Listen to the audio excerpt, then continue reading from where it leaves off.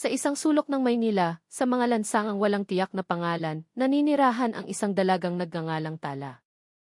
21 taong gulang, taglay niya ang isang gandang natatabunan ng dumi at hirap, isang malupit na kabalintunaan sa kanyang kalagayan. Ang mahaba niyang buhok, na marahil ay dating alon-alon na parang sutla, ngayon ay gusot at nanlilimahid. Ang mga damit na bumabalot sa kanyang payat na katawan ay punit-punit, isang masakit na salamin ng bawat araw na kanyang binuno. Ang kanyang balat, na dapat sana'y makinis, ay kulay lupa dahil sa walang tigil na pagbibilad sa ilalim ng araw at pagtulog sa ilalim ng mga tulay na semento. Sa araw-araw, ang buhay ni Tala ay isang walang katapusang pakikipaglaban. Nag-ikot siya, nangangalakal ng mga bote at plastik, nagpupunas ng mga salamin ng sasakyang naipit sa trapiko, o tumatanggap ng kahit anong munting trabaho na maibibigay sa kanya. Ngunit sa kabila ng kabagsikan ng buhay sa kalsada, may isang pangarap na nag-aalab sa kanyang puso. Isang pangarap na binuo niya mula sa bawat barya at lukot na pisong pinaghirapan niyang ipunin sa loob ng maraming taon. Kahit na si Tala ay sa pilitang namuhay sa marahas na realidad ng lansangan, hinahampas ng hangin at alikabok sa araw-araw, ang kanyang puso ay hindi kailanman nawala ng pag-asa. Ang pag-asang iyon ay parang isang maliit na kandila na patuloy na nagliliyab sa gitna ng kadiliman. Ito ay ang tapat na pagnanais na magbukas ng isang savings account sa isang bangko. Paulit-ulit niyang iniisip ang sandaling iyon, ang paghakbang papasok sa isang marangyang gusali, ang pakikipag-usap sa isang empleyado sa likod ng makintab na mesa, at sa wakas, ang makita ang kanyang pangalan na nakatala bilang may-ari ng isang account. Sa ganoong paraan, bulong niya sa sarili isang takipsilim habang ang kanyang magaspang na mga daliri ay naghihiwalay ng mga basura sa isang tumpok ng plastik at papel.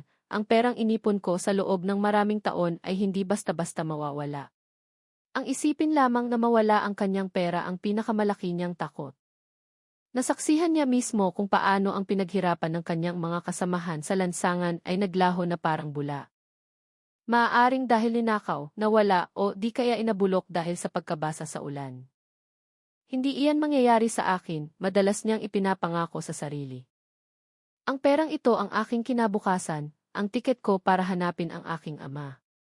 Bawat barya na kanyang napupulot, bawat lukot na papel de 20 na kanyang natatanggap mula sa paghugas ng kotse o maliit na sahod mula sa mga pansamantalang trabaho, lahat ay maingat niyang itinatago.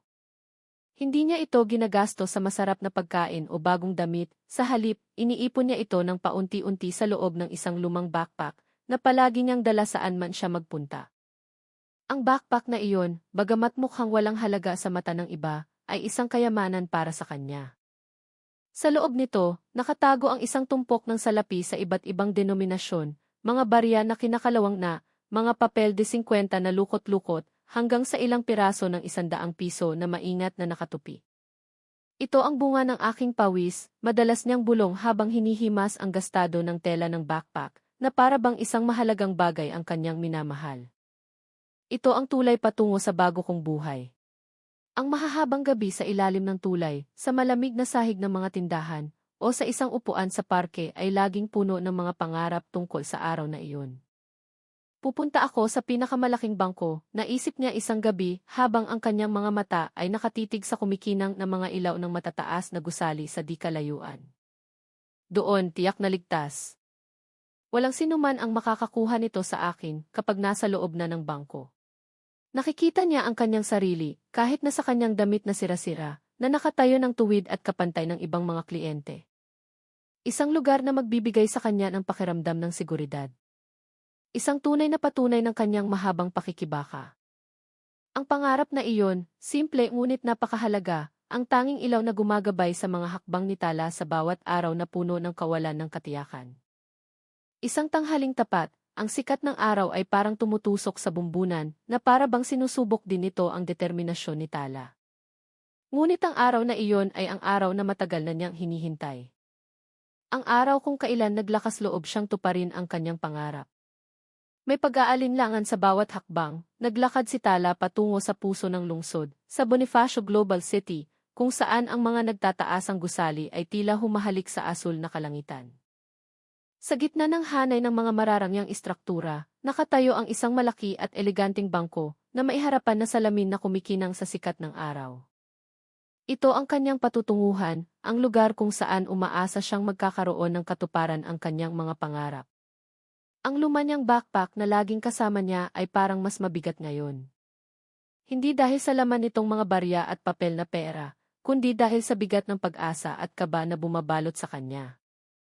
Heto na, bulong niya, ang kanyang boses ay halos hindi marinig sa gitna ng ingay ng kalsada. Ito na ang pagkakataon. Huminga siya ng malalim, tinitipon ang bawat piraso ng tapang na natitira sa kanyang puso. Nang humakbang siya sa otomatikong pinto na salamin, tila ba ang pinto mismo ay nag-aatubiling magbukas para sa kanya. Ang kapaligiran sa loob ng bangko, na kanina'y puno ng mahihinang usapan at kaluskos ng mga ballpen, ay biglang tumahimik. Ang katahimikan ay bumalot sa bawat sulok ng silid at sa isang iglap, lahat ng mga mata ay nakatuon sa kanya. Naramdaman ni Tala ang mga titig na iyon, parang mga punyal na tumutusok sa kanyang balat. Isang halo ng pang-aalipusta at pandidiri. Nakita niya ang isang babaeng nasa katanghaliang gulang na abala sa pag-inspeksyon ng mga dokumento na ngayon ay natigilan at dahan-dahang tinakpan ang kanyang ilong gamit ang isang maliit na panyo. Sa kabilang sulok, isang lalaking maayos ang pananamit na nakikipag-usap sa telepono ay biglang huminto sa pagsasalita. Ang kanyang mga mata ay nakapako kay Tala at ang kanyang kamay ay otomatikong niyakap ang kanyang bag ng mahigpit. Nagsimulang marinig ang mga bulungan, parang alon na dahan-dahan, ngunit tiyak na kumakalat. Sino yan? Narinig niyang tanong ng isang tao. Pulubi yata. Paano nakapasok dito? Sagot ng isa pa, ang tono ay puno ng panghahamak. Sinubukan ni Tala na baliwalain ang mga titig na iyon, pinilit na panatilihing tuwid ang kanyang tingin patungo sa teller's counter na nakita niya sa dulo ng silid. Ngunit bawat hakbang ay parang pabigat ng pabigat. Alam niya na sa kanilang mga mata, siya ay isang banta o isang pulubing naligaw. Isang anomalya sa gitna ng karangyaan at kaayusan ng bangkong iyon. Huwag mo silang pansinin, pinatatag niya ang kanyang loob. Nandito ako para sa isang mahalagang bagay. Ang pera ko. Karapat-dapat na mailagay ang pera ko sa isang ligtas na lugar. Kahit na ang kanyang kalooban ay sumisigaw na umatras, ang kanyang mga paa ay patuloy na humakbang pasulong, itinutulak ng nag-iisang pag-asa na patuloy na nagliliyab. Ngunit hindi pa man nakakalimang hakbang si Tala sa loob ng lobby ng bangko nang isang malaking anino ang biglang humarang sa kanya. Isang malalim at malamig na boses, puno ng otoridad, ang bumasag sa katahimikan. Hoy, ikaw! Ang boses na iyon ay dumagundong na nagpagulat sa ilang kliyente na malapit sa kanya. Itinaas ni Tala ang kanyang ulo. Ang kanyang mga mata ay sinalubong ng isang matikas na figura. Sa kanyang harapan, nakatayo ang isang lalaking nakauniporme ng pulis, kumpleto sa tsapa na may nakasulat na Sargento Mateo Cruz sa kanyang dibdib. Ang kanyang mukha ay mabagsik, ang kanyang panga ay matigas, at ang kanyang mga mata ay matalim, nagpapakita ng hayagang kawalan ng kabaitan. Lumapit siya, bawat galaw ay nagpapahiwatig ng pangingibabaw, na para bang siya ang absolutong pinuno sa silid na iyon. Anong ginagawa mo rito? Tanong ni Sargento Cruz. Ang kanyang boses ngayon ay mas malapit, malakas, at mapanghamak. Ang mga lugar na tulad nito ay hindi para sa mga taong tulad mo. Hindi man lang niya hinintay ang sagot ni Tala at agad na nag-utos. Labas? Lumabas ka. Ang lugar na ganito ay hindi para sa isang pulubing katulad mo. Nagulat si Tala. Ang mga salitang iyon, na binitiwan sa harap ng napakaraming tao, ay parang isang malakas na sampal sa kanyang mukha. Naramdaman niyang uminit ang kanyang pisngi, hindi dahil sa hiya, kundi dahil sa hindi makatarungang pagtrato. Sinubukan niyang magpaliwanag, hindi po ako pulubi, sir. Gusto ko lang po sanang. Ngunit hindi siya binigyan ng pagkakataon ni Sargento Cruz. Pinutol niya ang sinasabi ni Tala ng isang mas malakas na sigaw. Ilang beses ko bang sasabihing lumabas ka? Bingi ka ba? Sa tingin mo hindi ko alam ang intensyon mo, sigurado akong manloloko ka o naghahanap ng pagkakataon. Kabisado ko na ang mga modus na ganito. Nang marinig ang akusasyon, naramdaman ni Tala na unti-unting namumuo ang galit sa kanyang kalooban. Hinigpitan niya ang hawak sa kanyang lumang backpack, sinusubukang pigilan ang sarili. Hindi po, sir. Gusto ko po talagang magbukas ng savings account. May pera po ako. Anong pera? Tiningnan siya ni Sargento Cruz nang may pandidiri mula ulo hanggang paa. Perang galing sa panloloko. Huwag kang magkunwari na inosente. Hindi ito lugar para sa murang drama mo. Walang babala, sumiklab ang galit ni Sargento Cruz. Sa harap ng lahat ng mga matang nanonood ng may tensyon, itinaas niya ang kanyang kamay. Isang kislap ng liwanag ang nagmula sa kanyang tsapa habang isang malakas na suntok ang bumulusok, direktang tumama sa mukha ni Tala. Isang matinding sakit ang kumalat, sinundan ng biglaang pagkahilo. Bago pa man makakilo si Tala, marahas siyang itinulak ni Sargento Cruz na naging sanhi ng kanyang pagkatumba. Umalis ka rito, sigaw niya ulit. At walang awa, kinalagkad niya si Tala palabas ng bangko. Ang hawak niya sa braso ni Tala ay napakahigpit, hinihila siya ng walang pakialam sa pagpupumiglas ng dalaga. Sinubukan ni Tala na manlaban, ngunit ang kanyang lakas ay hindi sapat. Kinalagkad siya habang ang mga tao ay nakatingin, ang kanilang ekspresyon ay nagbago mula sa pandidiri patungo sa isang halo ng pagkagulat at bahagyang awa. Ngunit walang sinuman ang naglakas loob na makialam, na para bang ang kapangyarihan ni Sargento Cruz ay nagpayelo sa kanilang tapang. Habang patuloy na kinalagkad ni Sargento Cruz si Tala, ang galit at sakit ay naghalo sa kalooban ng dalaga. Ngunit sa gitna ng unos ng emosyon, isang hindi inaasahang pangyayari ang naganap. Ang marahas na pagkakahawak ni Sargento Cruz sa lumang backpack ni Tala ay masyadong mahigpit, o marahil ang backpack ay sadyang marupok na dahil sa katagalan at hirap na dinanas sa kalsada. Bigla, isang malakas na tunog ng napupunit na tela ang bumasag sa katahimikan. Ang backpack ni Tala ay napunit, hindi na kinaya ang bigat ng laman nito. Sa isang iglap, parang ulan na bumuhos mula sa langit, ang mga barya at lukot na pera ay nagsabog sa makintab na sahig ng bangko. Ang mga barya ay nahulog na may kasamang kalansing, habang ang mga papel na pera sa iba't ibang denominasyon, mula sa 20 pesos hanggang sa 100, ay lumipad at sa huli kumalat sa sahig. Nagsikalat ito sa pagitan ng mga paa ng mga kliyente at empleyado na nakatayo na parang mga estatwa. Ang kapaligiran ay naging ganap na tahimik. Sa pagkakataong ito, hindi ito ang katahimikan na dulot ng pagdating ni Tala, kundi isang matinding katahimikan dahil sa pangkalahatang pagkabigla. Ang mga matang kanina ay puno ng panghahamak ay ngayon ay nanlalaki sa hindi paniniwala. Ang mga bulungan na dati may tono ng pandidiri ay napalitan ngayon ng mga bulong ng pagkamangha na hindi mapigilan. Diyos ko, anong klaseng pera yan? Narinig ang boses ng isang babae mula sa karamihan. Ang kanyang tono ay halo ng pagkabigla at pagkamangha. Isang empleyado ng bangko na kanina ay nagtatakip ng ilong ay ngayon ay nakatitig sa sahig. Nakita niya ang tumpok ng mga barya at papel na pera na nakakalat. Ang dami, bulong niya sa kanyang kasamahan. Hindi kumukurap ang kanyang mga mata. Paano nangyari iyon? Ang mga kliyente na kanina ay mahigpit na yumayakap sa kanilang mga bag ay ngayon ay nagluwag ng kanilang mga hawak, ang kanilang atensyon ay ganap na nabaling sa tumpok ng pera sa sahig. Nakita nila ang mga luma at maitim na barya, ang ilan ay kinakalawang na, at ang mga lukot na papel na pera na nagpapakita ng mga palatandaan ng isang mahabang paglalakbay. Hindi ito basta-basta ilang barya na inihagis ng isang pulubi. Ito ay isang malaking halaga ng pera, lalo na't isinasaalang-alang na siya ay isang dalagang palaboy, gaya ng kanilang pagkakakilala sa kanya. Isa-isa, nagbago ang mga ekspresyon sa kanilang mga mukha. Ang mapanuyang tingin ay dahan-dahang nawala, napalitan ng ekspresyon ng pagkalito. Mayroon pang ang bahagyang pagsisisi. Nagsimula silang mapagtanto na may gumagapang nakahihiyan na ang dalagang kanilang hinusgahan ng walang awa ay hindi isang ordinaryong pulubi sa lansangan. Ang perang nakakalat sa sahig ay isang tahimik na patunay ng isang pakikibaka na marahil ay hindi nila kailanman naisip. Nagsimulang lumitaw ang mga tanong sa kanilang isipan. Paano niya naipon ang lahat ng ito? Bakit ang isang dalagang tulad niya ay may ganito karaming pera? Ang katotohanang nabunyag, kahit nasaan niyo lamang ng isang tumpok ng mga barya at lumang pera, ay yumanig sa kanilang mababao na mga pag-aakala. Bagamat ang tanawin ng nagkalat na pera ni Tala ay nagpatahimik sa karamihan at nagtanim ng pagtataka sa puso ng mga saksi, hindi pa rin kontento si Sargento Cruz.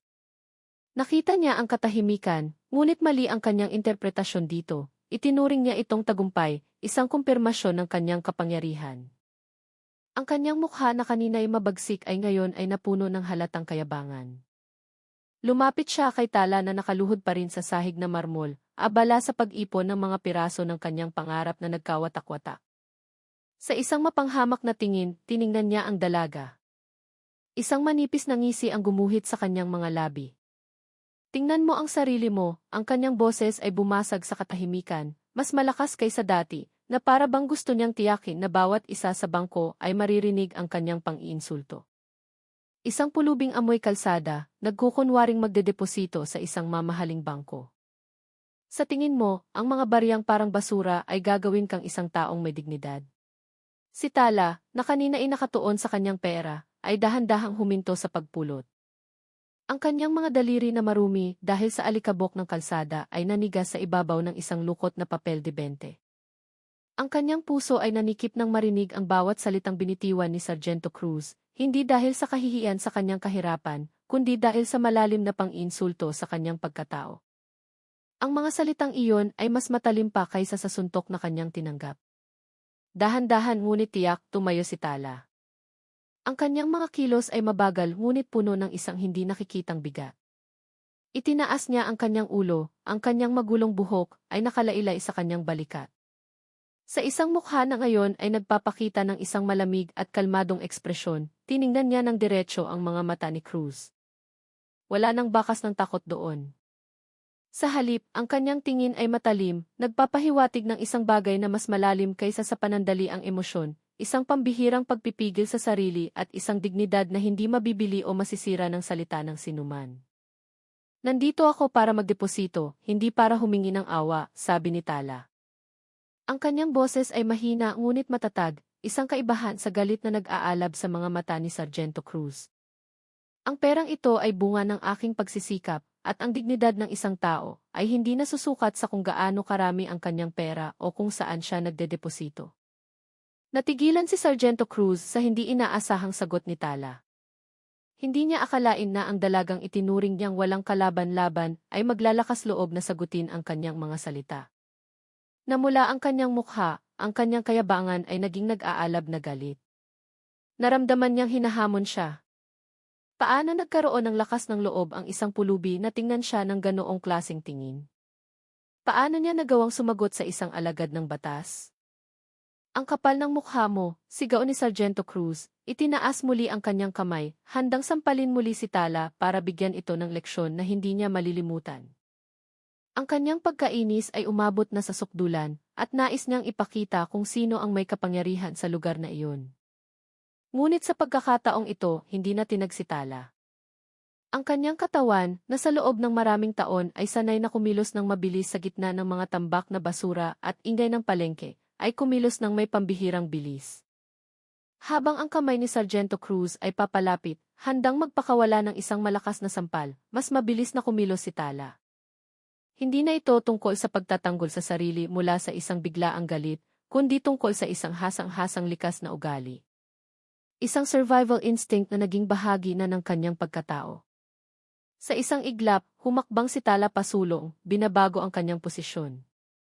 Ang kanyang kamay ay itinaas ng may katumpakan, hindi para gumanti ng atake, kundi para neutralisahin ang banta. Nahuli niya ang pulso ni Cruz sa kalagitnaan ng pag-swing nito. Ang kanyang galaw ay napakakinis ngunit matatag, na para bang libu-libong beses na niyang isinagawa ang manyobrang iyon.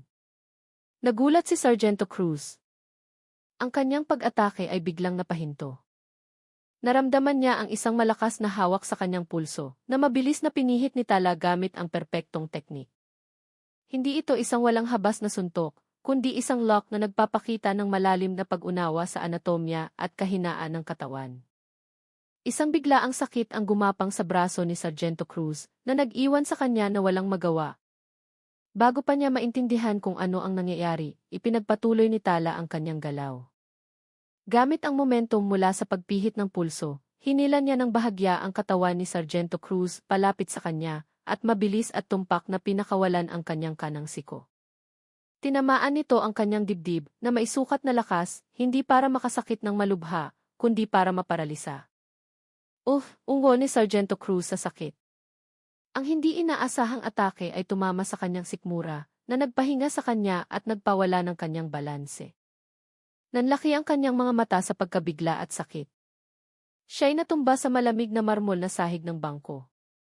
Ang kanyang tsapa ay kumalansing nang tumama sa sahig. Ang kanyang kayabangan ay gumuho sa isang iglap na palitan ng ekspresyon ng pagkabigla at pagkalito. Ang silid ng bangko na kanina'y puno ng tensyon ay ngayon ay napuno ng ganap na katahimikan. Ang mga kliyente at empleyado ng bangko na kanina ay nanonood ng may pag-aalala, ngayon ay lahat ay natulala. Nasaksihan nila ang eksena na may nanlalaking mga mata, hindi makapaniwala sa kung ano ang nangyari sa kanilang harapan. Isang pulis na nakauniporme, na kanina lamang ay nagpakita ng karahasan, ngayon ay talunan sa kamay ng isang palaboy na dalaga sa isang mabilis at malinis na galaw. Anong nangyari? Bulong ng isang lalaki na nakatayo malapit sa pinto. Halos hindi marinig ang kanyang boses. Isang babae na kanina ay nagre-record ng karahasan ni Sargento Cruz ay ngayon ay nanginginig habang hawak ang kanyang telepono. Ang mga telepono na kanina ay nagre-record ng karahasan ay ngayon ay nagre-record kung paano pinaralisan ng isang dalagang palaboy ang isang armadong pulis sa isang tumpak na galaw. Ang recording na iyon ay magiging isang tahimik na saksi sa isang hindi inaasahang kasanayan. Anong klaseng galaw yon? Bulong ng isang batang security guard na nanonood mula sa malayo. Nanlaki ang kanyang mga mata sa pagkamangha. Parang galaw ng sundalo. Nakakita na siya ng mga katulad na martial arts moves sa mga pagsasanay, ngunit hindi niya inasahan na makikita niya itong ginagawa ng isang tulad ni Tala. Ang katahimikan ay nabasag ng mga bulong ng pagkamangha na kalaunan ay naging mga usapan ng paghanga habang sinisimulang unawain ng lahat ang pambihirang tanawin sa kanilang harapan. Nasaksihan nila si Tala, ang dalaga ng lansangan na nakatayo ng tuwid sa gitna ng lobby ng bangko, habang si Sargento Cruz ay nakahandusa sa kanyang paanan. Kahit na ang sakit ay gumagapang pa rin sa kanyang buong katawan at ang matinding kahihiyan ay bumabalot sa kanya, si Sargento Cruz ay bumangon mula sa marmol na sahig. Ang kanyang mukha ay pulang-pula, ang galit ay nag-aalab sa kanyang mga mata na ngayon ay puno ng paghihiganti. Tiningnan niya si Tala ng isang mabangis na tingin na para bang gusto niya itong sakmalin. Ngunit sa pagkakataong ito, may malinaw na pag-aalinlangan sa kanyang mga kilos. Itinaas niya ang kanyang kamao, ngunit ang kanyang kamay ay hindi na sumulong. Mayroong isang bagay sa tingin ni Tala, ang dalagang nananatiling nakatayo ng tuwid, walang bahid ng takot, na nag-aalinlangan sa kanya. Nakatayo si Tala doon, sa gitna ng lobby ng bangko na ngayon ay tahimik.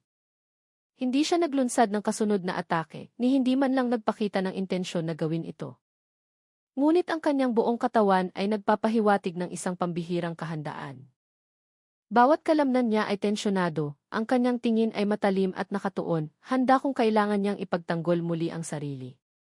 Para siyang isang estatwa ng bakal na nababalutan ng kahinaan, isang paradoks na nagpamangha sa mga saksi. Pinatunayan na niya ang kanyang kakayahan, at ngayon pinili niyang huwag nang mag-udyok pa, kundi manatili lamang sa pagtatanggol. Sargento, tama na yan. Bigla, isang matatag na boses ang bumasag sa tensyon. Isang senior security guard na may puting buhok sa kanyang sentido, na kanina pa nanonood ng insidente mula sa malayo na may nag-aalalang mukha, ay mabilis na lumapit. Hinawakan niya ng mahigpit ang braso ni Sargento Cruz. Ang kanyang mga mata ay nagbabala. Tama na. Huwag mo nang palalain pa ito. Nagpumiglas ng bahagya si Sargento Cruz. Ang kanyang amor proprio ay nasaktan. Inatake niya ako, Manong. Pwede ko siyang kasuhan. Kasuhan? Hindi mo ba nakikita ang mga record sa kanilang mga telepono? Sagot ng senior guard. Habang tinitingnan ang mga kliyente na hawak pa rin ang kanilang mga telepono, nagre-record ng bawat pangyayari. Ikaw ang nagsimula. Umatras ka na, huwag mo nang gawing mas kahiya-hiya pa ang sitwasyon. Sobra na ito. Napilitang sumuko si Sargento Cruz. Pinabayaan niyang hilahin siya ng senior guard palayo kay Tala. Ang kanyang mukha ay puno pa rin ng galit, ngunit alam niyang ang kanyang posisyon ay nanganganib na. Isang hindi inaasahang pagkatalo sa harap ng publiko. Samantala, nagsimula muling marinig ang mga bulungan sa gitna ng karamihan. Ngunit sa pagkakataong ito, iba na ang tono. Hindi siya ordinaryong babae, bulong ng isang ginang. Ang kanyang mga mata ay nakapako kay Tala. Sino kaya siya? Ang kanyang estilo ng pakikipaglaban ay parang sundalo, sabi ng isang lalaki sa tabi niya na maihalong pagkabigla. Parang sa mga action movie. Paano nagawa ng isang pulubi na salagin ang atake ng isang pulis? Tanong ng isa pa.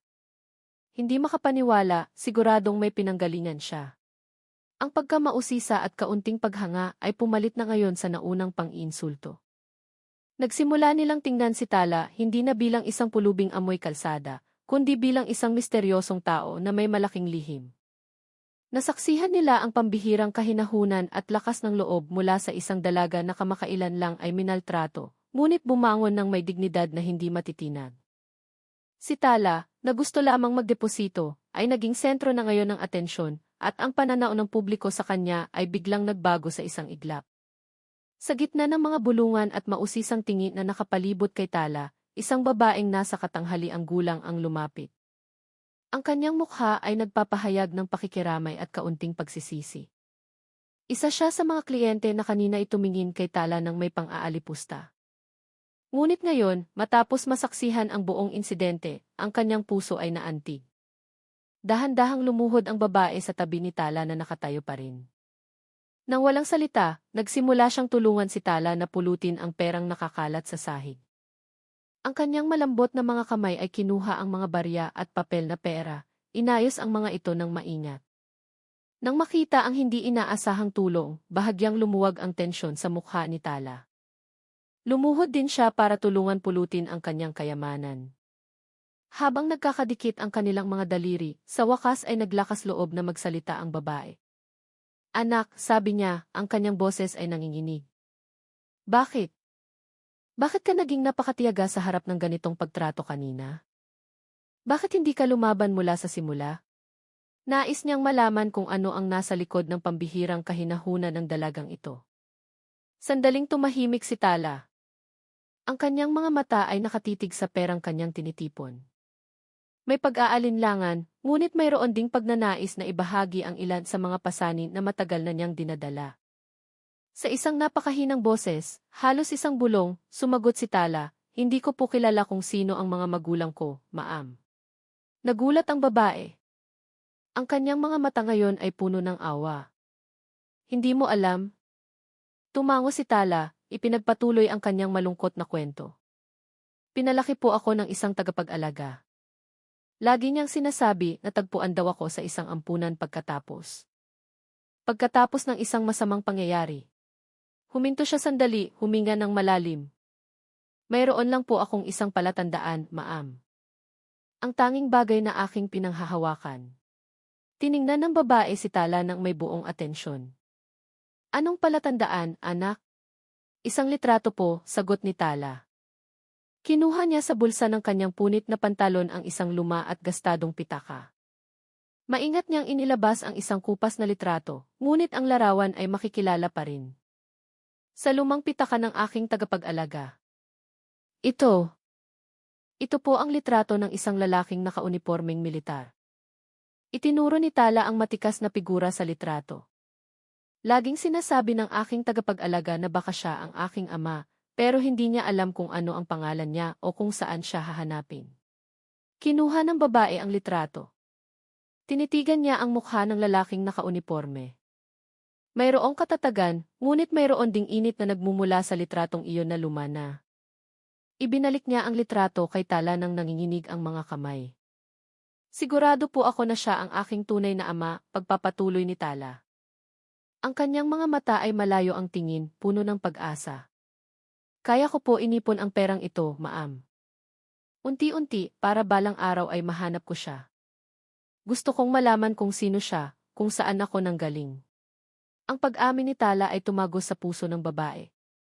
Ngayon ay naiintindihan na niya ang pasensya ni Tala, ang kanyang lakas ng loob, at maging ang kanyang kakayahan sa pagtatanggol sa sarili.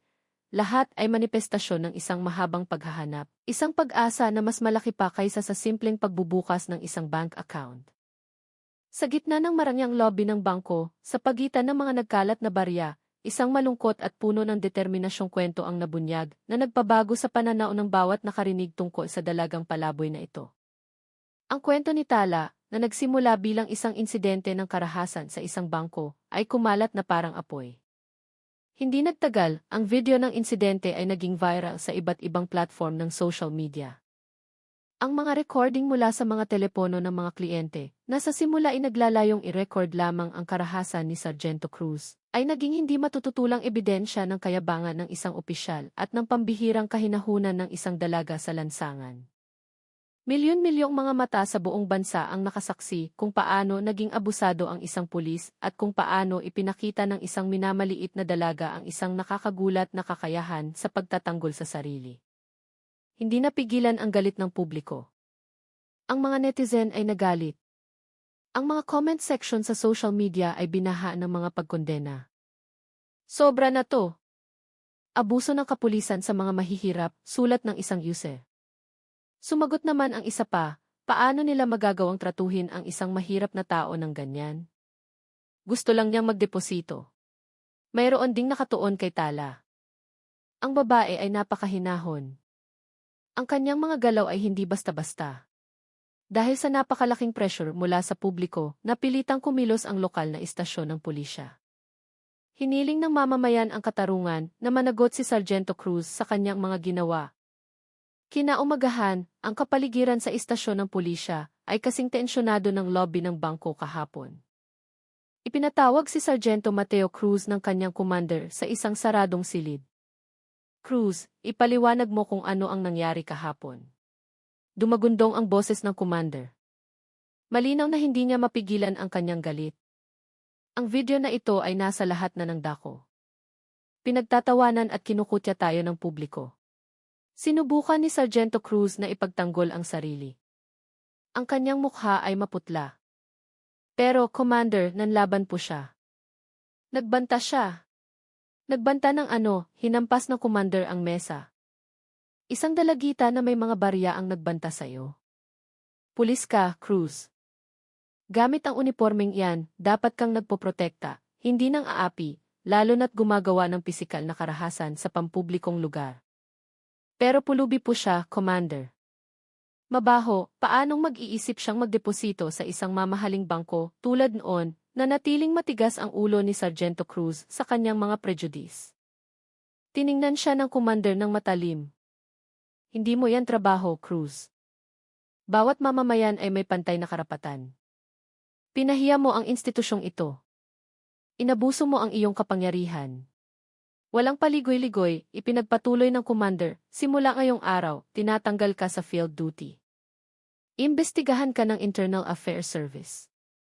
Bawat detalye ng iyong ginawa ay susuriin ng mabuti. Humanda ka sa mga kahihinatnan. Agad na namutla ang mukha ni Sargento Cruz. Alam niyang ito na ang katapusan ng kanyang karera. Lumabas siya sa silid na iyon na mabigat ang mga hakbang, habang dinadaanan ang mga mapanuyang tingin ng kanyang mga kasamahan. Ang kanyang pangalan at mukha ay kumalat bilang simbolo ng kayabangan ng isang opisyal na umabuso sa kapangyarihan. Ang bangungot ay nagsisimula pa lamang, at wala siyang ibang masisisi kundi ang kanyang sarili dahil sa kayabangang nagbulag sa kanya. Samantala, sa iba't ibang sulok ng lungsod, maraming tao ang nagtatanong kung sino nga ba talaga ang matapang na dalagang ito. Habang ang unos ng pagkondena mula sa publiko at ang proseso ng batas ay bumabayo kay Sargento Cruz, isang mas mahalagang pangyayari ang nagaganap sa isang ibang-ibang lugar. Malayo sa ingay ng social media at sa silid investigasyon ng sa punong tanggapan ng hukbong sandatahan, ang katahimikan ng hapon ay biglang nabasag. Isang general ng hukbo na nagngangalang Ricardo de Leon ang nakaupo sa kanyang maluwang na opisina, nakatitig sa isang malaking telebisyon na nagpapakita ng pangunahing balita. Ang balitang iyon ay walang iba kundi ang insidente ng karahasan sa bangko, kumpleto sa mga clip ng viral video ni Tala na nagpaparalisa kay Sargento Cruz. Si General de Leon, isang mataas na opisyal na kilala sa kanyang katatagan at karangalan, ay sa simula inanonood lamang ng video bilang bahagi ng kanyang pang-araw-araw na pagsusuri ng balita. Ngunit nang i-zoom in ng kamera ang mukha ni Tala, ang dalagang ngayon ay tinatawag na matapang na pulubi, biglang nanigas ang kanyang katawan. Mayroong isang bagay sa dalagang iyon.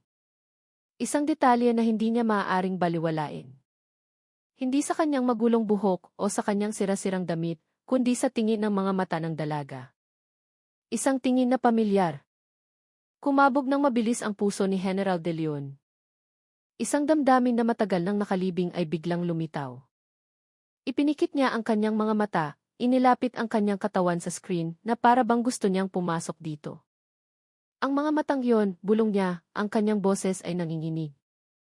Hindi. Impossible. Agad niyang tinawag ang kanyang aide. Kunin mo ang aking lumang file, ang file tungkol sa nawawala kong anak. Ang kanyang utos ay may agarang pangangailangan na bihirang marinig sa kanya. Ang aide, na sanay sa kahinahunan ni General De Leon, ay naramdaman ang pagkaapurahan sa boses ng kanyang amo. Habang naghihintay, patuloy na tinitingnan ni General De Leon ang mukha ni Tala sa screen. Ang mga lumang alaala na matagal na niyang ibinaon ay biglang bumalik. Naalala niya ang kanyang masayahing anak, isang 5 taong gulang na batang babae na nawala sa isang malagim na trahedya sa isang lugar ng kaguluhan sa Mindanao. Ang mga file ng investigasyon, ang mga paghahanap na hindi nagbunga, lahat ay parang isang mabilis na pelikula sa kanyang isipan. Naghanap siya, umasa siya, ngunit sa huli sumuko sa masakit na katotohanan. Pumasok muli ang aide, dala ang isang lumang folder. Binuksan ito ni General De Leon nang nanginginig ang mga kamay. Nakita niya ang isang lumang litrato ng kanyang nawawalang anak na kinuha bago ang trahedya. Ikinumpara niya ang litrato sa mukha ni Tala sa telebisyon. Kahit na malaki ang pagkakaiba sa edad at kalagayan ng buhay, ang ilang mga detalye, ang hugis ng mga mata, ang kurba ng labi, maging ang paraan ng paghawak ng dalaga sa kanyang bag, lahat ay sumisigaw sa kanya. Diyos ko, bulong ni General De Leon. Nagsimulang mamuo ang luha sa kanyang mga mata. Siya na nga. Ito ang anak ko. Tumingin siya sa kanyang aide. Ang kanyang mukha ngayon ay nagpapakita ng isang halo ng pagkabigla, ginhawa at nag-aalab na pagkaapurahan. Gusto kong mahanap ang babaeng ito. Agad. Magsagawa kayo ng isang lihim na paghahanap. Huwag ninyong ipaalam sa kahit sino ang kanyang pagkakakilanlan muna. Kailangan kong dalhin siya rito para sa SAT test. Bilis! Tumango ng mariin ang aide, naunawaan ang kahalagahan ng utos na ito. Sa isipan ni General De Leon, hindi na niya nakikita ang isang dalagang palaboy sa screen, kundi ang isang figura na matagal nang nawala sa kanyang buhay. Si Mariquit De Leon, ang kanyang anak na nawala sa edad na 5 taong gulang sa gitna ng isang trahedya. Isang pagtuklas na yumanig sa puso ng isang general at magbabago ng lahat. Ang utos ni General De Leon ay isinagawa ng may bilis at katumpakan ng militar. Sa maikling panahon, isang espesyal na pangkat na lihim na kumikilos ang matagumpay na natunton ang kinaroroonan ni Tala. Natagpuan nila siya sa isang sulok ng lungsod, nakasuot pa rin ng maruruming damit at dala ang kanyang lumang backpack, na para bang walang nagbago sa kanyang buhay. Ngunit sa pagkakataong ito, hindi siya kinalagkad o sinigawan. Nilapitan siya ng may paggalang kahit na sa isang misteryosong paraan. Si Tala, na sanay sa hirap ng lansangan, ay sa simula inaghinala. Sino kayo? Anong kailangan ninyo? Tanong niya, handang ipagtanggol ang sarili kung kinakailangan. Ngunit isang maikling paliwanag tungkol sa isang mahalagang pagsusuri at isang taong naghahanap sa kanya ang nagkumbinsi kay Tala na sumama. Dinala siya sa isang malinis at lihim na pasilidad ng militar, malayo sa ingay at atensyon ng media. Doon, sumailalim si Tala sa isang serye ng mga pagsusuri, kabilang ang isang fit test. Ang proseso ay mabilis, ngunit para kay Tala, bawat minuto ay parang isang oras. Hindi niya alam kung ano ang layunin ng lahat ng ito, ngunit may isang maliit na pag-asa na nagsimulang tumubo sa kanyang puso. Ang parehong pag-asa na itinatago niya sa lumang litrato ng kanyang ama. Pagkalipas ng ilang araw, lumabas ang resulta ng pagsusuri. Isang makapal na sobre ang ibinigay kay General De Leon. Nang nanginginig ang mga kamay, binuksan niya ito. Tiningnan niya ang bawat linya ng siyentipikong teksto hanggang sa makita niya ang konklusyon na kanyang hinihintay. Ang resulta ay hindi mapag-aalinlanganan. Si Tala ay ang tunay na anak ni General Ricardo De Leon. Isang katotohanan na matagal nang nakalibing sa kalungkutan at kawalan ng katiyakan ay ngayon ay malinaw na nabunyag. Ang sandali ng pagkikita ay naganap sa isang espesyal na silid sa isang ospital ng militar, isang lugar na malayo sa imahe ng buhay ni Tala sa lansangan. Nakatayo doon si General De Leon, suot ang kanyang buong uniforme, ngunit may mga luhang namumuo sa kanyang mga mata. Nang pumasok si Tala, kasama ang ilang mga nurse, hindi na napigilan ni General De Leon ang sarili. "Marikit! Anak ko!" Ang kanyang boses ay nanginginig habang tinatawag ang pangalang matagal na niyang pinanabikan. Tiningnan ni Tala ang lalaki sa kanyang harapan. Ang kanyang mukha ay hindi pamilyar, ngunit mayroong isang bagay sa kanyang mga mata na parang napakapamilyar. Na para bang nakita na niya ito sa kanyang mga panaginip. Nakita niya ang mga luhang dumadaloy sa pisngi ng general, at bigla, naramdaman niya ang isang hindi maipaliwanag na ugnayan. Lumapit si General De Leon, iniabot ang kanyang mga kamay. Walang pag-aalinlangan, niyakap niya ng mahigpit ang dalagang matagal nang nawala sa kanyang buhay. Ang yakap na iyon ay yakap ng isang amang matagal nang naghahanap. Isang yakap na puno ng pagsisisi para sa nawalang panahon at ginhawa para sa hindi inaasahang pagkatuklas. Si Tala mismo ay nasa estado pa rin ng pagkabigla. Naramdaman niya ang isang init na hindi pa niya naramdaman dati. Isang pakiramdam ng seguridad na bago ngunit nakapagpapaginhawa. Nagsimulang mamasa ang kanyang mga pisngi ng luha. Hindi luha ng kalungkutan, kundi isang halo ng ginhawa, pagkalito at hindi paniniwala. "Itay," bulong niya, ang salitang iyon ay banyaga sa kanyang dila. "Anak, nandito na si Itay," sagot ni General De Leon. Ang kanyang boses ay paos dahil sa pag-iyak. "Patawarin mo si Itay, anak. Patawarin mo ako dahil hindi kita nahanap ng mas maaga." Kahit na nabunyag na ang katotohanan, naramdaman ni Tala na hindi pa rin niya lubusang matanggap ang realidad. Ang kanyang buhay sa loob ng mahabang panahon ay ang lansangan, pakikibaka at pagsasarili. Ang mundo ng militar, karangyaan at katayuan sa lipunan na biglang bumalot sa kanya ay napakabanyaga. Naramdaman niyang hindi pa siya karapat-dapat bumalik sa mundong iniwan niya mula pagkabata. Ngunit sa mainit na yakap ng general, alam niyang nagsimula na ang isang bagong kabanata sa kanyang buhay. Isang kabanata na magbabago ng lahat. Ilang araw matapos ang emosyonal na pagkikita sa ospital ng militar, habang sinisimulang tanggapin ni Tala ang kanyang bagong at pambihirang realidad, alam ni General De Leon na hindi maaaring itago ang katotohanan ito. Ang mukha ng kanyang anak ay naging viral bilang isang dalagang palaboy na minaltrato, at ngayon, ang kanyang tunay na pagkakakilanlan bilang anak ng isang general ay kailangang ibunyag sa publiko. Hindi lamang ito tungkol kay Tala, kundi tungkol din sa isang mahalagang mensahe ng katarungan at dignidad ng tao. Kaya sa isang matapang at maingat na hakbang, nagpatawag si General De Leon ng isang pambansang press conference.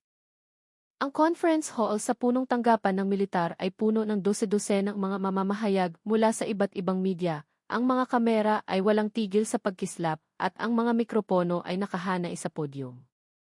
Ang buong bansa ay naghihintay ng opisyal na paliwanag tungkol sa insidente sa bangko na yumanig sa publiko. Lumakad si General De Leon sa podyum. Ang kanyang mukha ay nagpapakita ng kahinahunan ng isang lider, ngunit ang kanyang mga mata ay may bakas ng malalim na emosyon. Huminga siya ng malalim at sinimulan ang kanyang pahayag. "Mga Ginoo at ginang, nakatayo ako rito ngayon hindi lamang bilang isang sundalo, kundi bilang isang ama." Ang kanyang boses ay malinaw at may otoridad na kumuha ng atensyon ng lahat. Pagkatapos, sa isang senyas, pinapunta si Tala sa kanyang tabi. Ang dalaga, na ngayon ay malinis na at nakasuot ng simpleng damit, ay ibang-iba na sa marungis na itsura sa viral video. Ngunit ang parehong kahinahunan at lakas ng loob ay makikita pa rin sa kanyang mga mata. "Ipinakikilala ko," sabi ni General De Leon, at ang kanyang boses ay nagsimulang manginig dahil sa pagpipigil ng emosyon, "ang aking anak, si Marikit Tala De Leon. Ang aking anak na nawala 21 taon na ang nakalilipas sa isang trahedya na hindi ko kailanman malilimutan." Napuno ang conference room ng mga bulungan at mas matinding pag-click ng mga kamera. Nagbulungan ang mga mamamahayag, nagulat sa pag-amin ng general. Paanong ang dalagang palaboy ay anak ng isang general ng militar? Alam kong marami sa inyo ang nakakilala sa kanya mula sa video na naging viral kamakailan, pagpapatuloy ni General De Leon, nakatingin ng diretso sa mga kamera. Ang dalagang minaltrato sa isang bangko. Nagsagawa na ako ng ECG test at ang resulta ay hindi mapag-aalinlanganan. Siya ang aking kadugo. Pagkatapos, sa isang tumataas na boses, puno ng kontroladong galit, ipinagpatuloy ni General De Leon, lubos kong kinokondena ang ginawa ni Sargento Mateo Cruz. Ang aroganteng at hindi etikal na pag-ugali na iyon ay hindi katanggap-tanggap, lalo na kung ginawa ng isang alagad ng batas. Kinokondena ko rin ang sinumang nagmamaltrato sa mga mahihirap ng walang paggalang at pagkatao. Ang pahayag na iyon ay parang isang kulog sa katanghalian. Ang balita ay agad na kumalat sa buong bansa. Nagulat ang mga tao. Ang taong itinuring nilang basura sa lansangan, minamaliit at sinasaktan, ay pala anak ng isa sa pinakamaimpluwensyang aktibong general sa bansa. Isang kabalintunaan na sumampal sa kolektibong kamalayan. Ang epekto ng press conference ay napakalaki. Ang pressure mula sa publiko ay lalong tumindi laban kay Sargento Cruz. Ang resulta ng internal investigation ng FBI ay hindi maiiwasan. Napatunayang nagkasala si Cruz sa kanyang aroganteng kilos, pag-abuso sa kapangyarihan at pisikal na karahasan. Ilang araw matapos ang pag-amin ni General De Leon, isa pang balita ang lumabas. Si Sargento Cruz ay kinasuhan at tinanggal sa serbisyo ng pulisya. Ang kanyang karera ay tapos na at kailangan niyang panagutan ang kanyang mga ginawa sa mata ng batas. Isang karapat-dapat na katapusan para sa kayabangang kanyang ipinakita. Ang mundo ay umikot at ang katarungan sa pagkakataong ito ay naipatupad. Ang katotohanang nabunyag sa pambansang press conference ay nagbago ng lahat para kay Tala. Mula sa isang walang magawang dalaga sa lansangan, ngayon ay kilala na siya bilang Marikit Tala de Leon, ang tunay na anak ng isang maimpluwensyang general ng D. Ang kanyang kapaligiran ay biglang nagbago. Isang pagbabago na hindi niya kailanman naisip kahit sa kanyang pinakamaligaw na panaginip. Siya, na dating sanay na matulog sa ilalim ng kalangitan at sa sementadong sahig, ngayon ay naninirahan sa isang komportableng silid sa tahanan ng general, napapaligiran ng mga pasilidad at karangyaan na banyaga sa kanya. Hindi agad nasilaw si Tala sa kinang ng karangyaan. Siya pa rin ang parehong dalaga na may simpleng puso at matatag na diwa. Madalas pa rin siyang nag-iisip, naaalala ang amoy ng kalsada, ang lamig ng gabi na walang kumot, at ang pakikibaka sa paghahanap ng ikabubuhay. Hindi ito mukhang totoo, bulong niya kay General De Leon isang gabi habang nag-uusap sila sa terasa ng bahay. Dati, gusto ko lang magkaroon ng ipon para ligtas ang pera ko. Ngayon, nandito na ako. Tiningnan ni General De Leon ang kanyang anak ng may pagmamalaki. Iba na talaga ang buhay mo ngayon, anak. Pero hindi ibig sabihin na kailangan mong kalimutan kung sino ka. Ang iyong mga karanasan ang iyong kalakasan. Pero itay, tanong ni Tala na may pagkalito. Karapat-dapat ba akong tumanggap ng lahat ng ito? Wala akong ginawa kundi mamuhay sa lansangan. Karapat-dapat ka, Marikit, matatag na sagot ng general. Nagtiis ka, hindi ka sumuko, at ipinakita mo sa mundo na ang dignidad ay hindi nasusukat sa itsura o yaman. Sa paglipas ng panahon, nagsimulang mag-adjust si Tala. Marami siyang natutunang bagong bagay, ngunit hindi niya kailanman kinalimutan ang kanyang pinanggalingan.